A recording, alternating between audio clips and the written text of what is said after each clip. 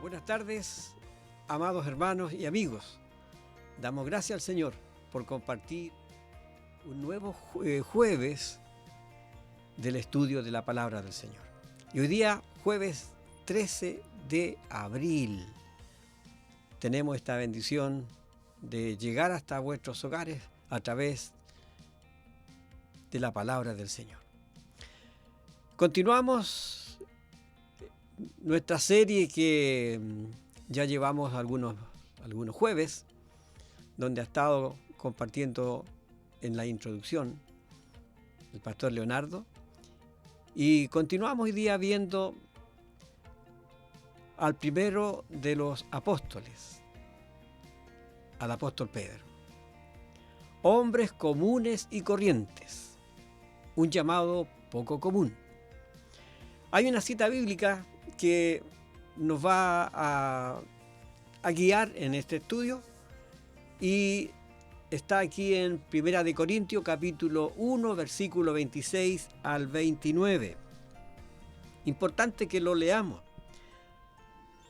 Y dice: mirad pues, hermanos, vuestra vocación, que no sois muchos sabios según la carne, ni muchos poderosos según los nobles, sino que lo necio del mundo escogió Dios para avergonzar a los sabios, y lo débil del mundo escogió Dios para avergonzar a lo fuerte. Y lo vil del mundo y lo menospreciado escogió Dios, y lo que no es, para deshacer lo que es, a fin de que nadie se jacte en su presencia. Amado Dios, glorifícate en esta hora y te damos gracias, Señor, por tu palabra, que es viva y eficaz. Palabra poderosa, palabra santa, palabra que está vigente. El cielo y la tierra pasará, mas tu palabra no pasará. Gracias, Señor, por tener acceso a ella. 12 hombres comunes y corrientes. Los tipos de personalidad de estos hombres nos son familiares. Ellos son como nosotros, como otras personas que conocemos. Son personas reales, vivas, con los que nos podemos identificar. Fueron hombres comunes y corrientes. Ninguno era reconocido por su educación ni por su saber. No eran oradores ni teólogos. Eran proclives a equivocarse, a fallar, a tener actitudes erróneas, a que les faltara la fe. Incluso Jesús, el Señor, expresó que eran lentos para aprender y torpes espiritualmente. Y lo vemos aquí en Lucas 24, versículo 25. Leo, dice: entonces les dijo Jesús: oh insensatos y tardos de corazón, para creer todo lo que los profetas han dicho. Los 12 fueron seleccionados y llamados personalmente por el Señor Jesús. Y el Señor les enseñó las Escrituras, los discipuló. Recibieron el poder del Espíritu Santo.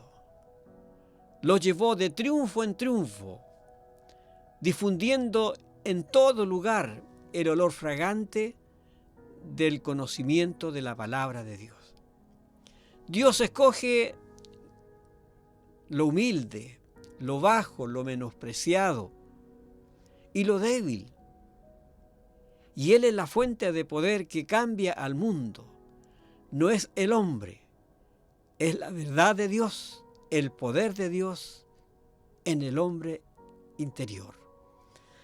Dice 1 de Corintios capítulo 1, versículos 20 y 21.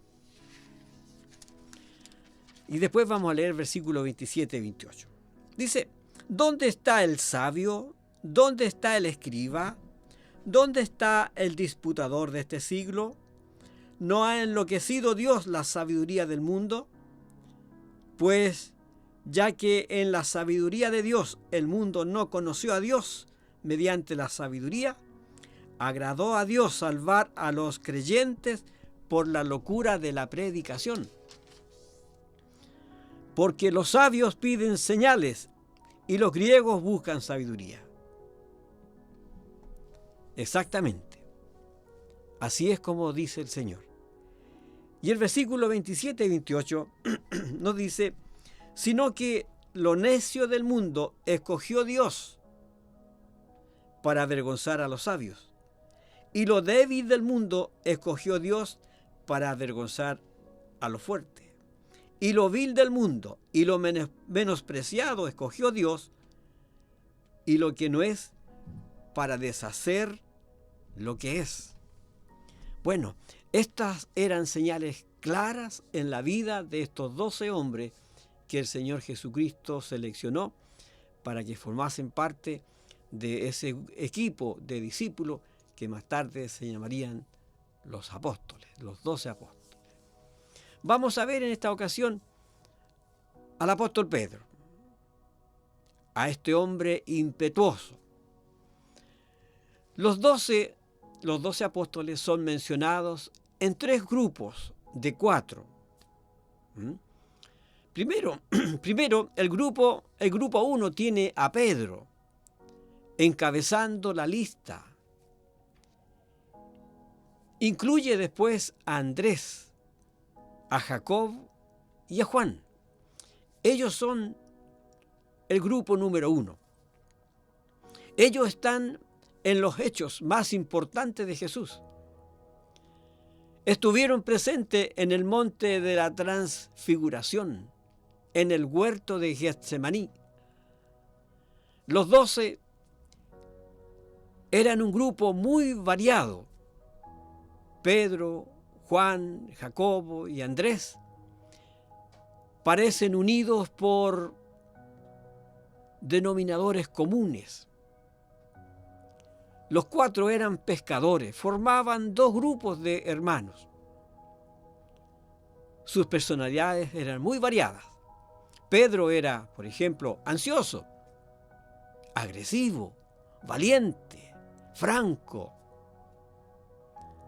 El nombre completo de Simón era Simón, hijo de Jonás. Y lo vemos ahí en Mateo 16, 17, donde dice el Señor: bienaventurado eres Simón, hijo de Jonás. El nombre de Pedro realmente se caracteriza dentro de las Escrituras. Ahora, el nombre del padre de Simón Pedro era Juan.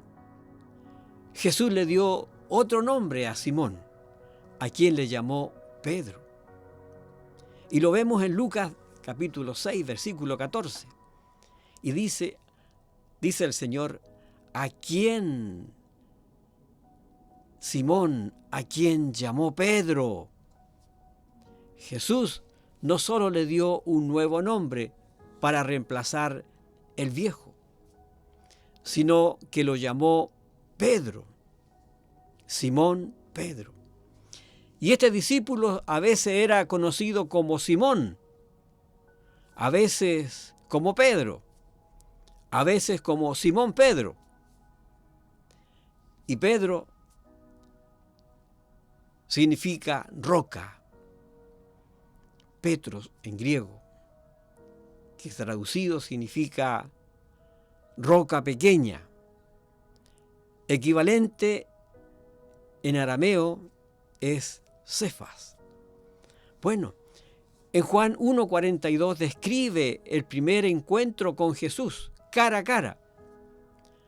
Simón Pedro, mirando a Jesús, le dijo: tú eres Simón, hijo de Jonás. Tú serás llamado Cefas. Ahora, apreciados hermanos, de ahí en adelante fue su nombre. Y cada vez que Jesús llamaba a Simón por este nombre, era porque Pedro necesitaba ser corregido. Por naturaleza, Simón era impetuoso, inconstante, no era de confianza. Tendía a hacer grandes promesas, pero no cumplía. Se rendía de cuerpo y alma a hacer alguna obra, pero se rendía antes que terminara. Y el apóstol Santiago allí expresa al hombre que tiene estas características, y dice allí Santiago 1:8, el hombre de doble ánimo es inconstante en todos sus caminos. Bueno, por eso cuando el Señor Jesús llamaba a Simón, le estaba diciendo que actuaba como el viejo yo. Si lo llamaba Pedro o roca, lo estaba reconociendo por actuar en forma de vida. Y lo vemos ahí en Lucas capítulo 5, versículo 5 en adelante. Y lo podemos ver, tenemos a nuestro alcance nuestro texto de estudio, que es la palabra de Dios. Lucas 5, versículo 5. Y que dice, respondiendo Simón le dijo, Maestro, toda la noche hemos estado trabajando y nada hemos pescado, mas en tu palabra echaré la red. Y habiendo hecho, encerraron gran cantidad de peces y su red se rompía. Entonces hicieron seña a los compañeros que estaban en la otra barca para que viniesen a ayudarles. Y vinieron y llenaron ambas barcas de tal manera que se hundían. Viendo esto, Simón Pedro cayó de rodillas ante Jesús, diciendo, Apártate de mí, Señor, porque soy hombre pecador. Él se identifica como tal. Bueno, allí es donde se manifestaba esa naturaleza que era cambiante. Cuando allí el Señor lo llamaba Simón, es porque quería corregir algo que estaba haciendo en forma indebida. Pero aquí es donde podemos ver que Pedro, él reconoce su debilidad y su flaqueza ante la majestad del Señor Jesucristo. Por eso si lo llamaba Pedro o roca, estaba reconociendo su forma de actuar en forma correcta. Vemos también el caso en el huerto de Getsemaní, cuando Pedro debía estar velando y orando con Jesús, se quedó dormido. Y lo podemos ver aquí en Marcos, el Evangelio de Marcos, Marcos capítulo 14, versículos 37 y 38, que dice, luego vino el Señor y los halló durmiendo y dijo a Pedro, Simón, ¿duermes? ¿No has podido velar una hora? Velad y orad, para que no entréis en tentación. El espíritu a la verdad está dispuesto, pero la carne es débil.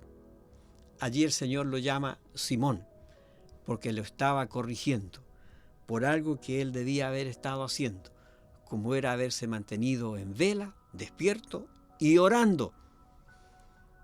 Pero se quedó dormido. Ahora, amados hermanos, ¿cuántas veces encontramos nosotros situaciones de esta manera en la realidad misma? Donde hay situaciones de personas que en un momento pueden manifestarse como carnales y a la vez como espirituales. Y esto es algo propio en el ser humano. pero más cuando Cristo el Señor entra a tomar posesión total y completa de la vida del hombre, es donde allí ya deja de manifestarse aquella naturaleza propia del hombre que está ahí en el interior, para que el poder del Señor Jesucristo haga esa metamorfosis dentro de ese corazón y pueda servir y glorificar al Señor. Hombres comunes y corrientes. Vemos aquí el caso del apóstol Pedro. Un hombre común y corriente. Un hombre que tenía a simple vista muchos defectos. Pero vamos a ver más adelante cómo el Señor se glorifica en esa vida que manifestaba tantas pifias para hacer de él un hombre de fe, un hombre pujante, un hombre valiente, un hombre que allí no cesaba ante la adversidad. Amados hermanos, tenemos aquí un ejemplo en la vida de estos hombres comunes, 12 hombres comunes que el Señor reclutó para que ellos fuesen parte del ministerio. Pero así también como el Señor trató con ellos, y en este caso como estamos viendo en el apóstol Pedro, el Señor también quiere actuar en la vida de cada uno de nosotros. Por eso démosle lugar al Señor, para que sea Él el que reine, para que sea Él el que tome el dominio y el control de nuestra vida. ¿Y de qué manera lo va a hacer el Señor? Cuando le rindamos a Él nuestra vida y le digamos: Señor, aquí estoy. Tú eres el Señor quien hace nueva todas las cosas. Y el Señor, en su bondad infinita, en el poder de su Espíritu Santo, en el poder de la palabra, transformará nuestra naturaleza humana y carnal en esa naturaleza divina y maravillosa, tal como lo vemos en los apóstoles cuando, después de la resurrección del Señor, fueron usados poderosamente para llevar el mensaje de la salvación. Así también el Señor nos quiere usar en nuestros días. Amados hermanos, que el Señor siga añadiendo gracia y sabiduría y podamos ir conociendo a estos hombres que realmente allí se registran en la palabra del Señor, que no fueron hombres connotados de renombre, hombres tan comunes, por lo cual el Señor nos dice que de lo despreciado, de lo que no tiene valor, de lo vil del mundo, escogió Dios para avergonzar a los sabios. Amados hermanos, amados amigos, aquí estamos en las manos del Señor para que Él nos use. Y el Señor quiere hacer también con su vida cosas grandes. Que Dios le bendiga, el Señor añada sobre sus corazones gracia y sabiduría. Seguimos estudiando la palabra del Señor y seguiremos el próximo jueves estudiando al apóstol Pedro. Que el Señor les bendiga grandemente. Y recuerde, el próximo domingo tenemos un cambio en el horario. El culto del domingo comienza a las 11 de la mañana. Lo adelantamos media hora. Así que, hermanos, a las 11 de la mañana comienza el culto del próximo domingo. Un abrazo, bendición del Señor.